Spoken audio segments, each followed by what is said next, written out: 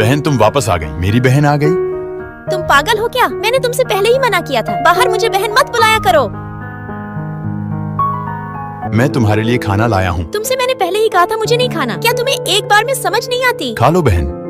जाओ यहाँ से और फिर मेरे कमरे में मत आना।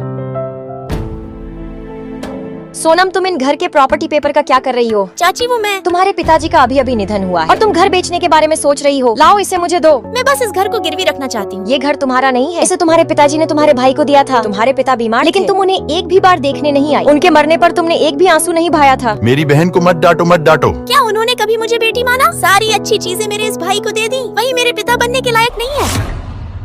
बहन बहन पेशेंट की किडनी को बहुत नुकसान हुआ है। डॉक्टर, तो अब क्या करें? बहन को बचाओ। किडनी ट्रांसप्लांटेशन करनी होगी। हमें कोई डोनर ढूंढना होगा। मैं करूँगा। तुम तैयार हो? चाची वो कहाँ है? इसे ले जाओ, उसने तुम्हें दे दिया। उस बूढ़े ने बहुत कोशिश की लेकिन प्रॉपर्टी तो मुझे ही मिली है। 20 साल पहले तुम दोनों नाली में गिर गए। तुम दोनों में से किसी एक का ऑपरेशन हो सकता था। तुम्हारे पिता ने तुम्हें चुना क्योंकि तुम्हारे पिता तुमसे बहुत प्यार करते। लेकिन तुम्हारा भाई पागल हो गया और आज उसने। क्या हुआ मेरे भाई को? कहाँ है वो?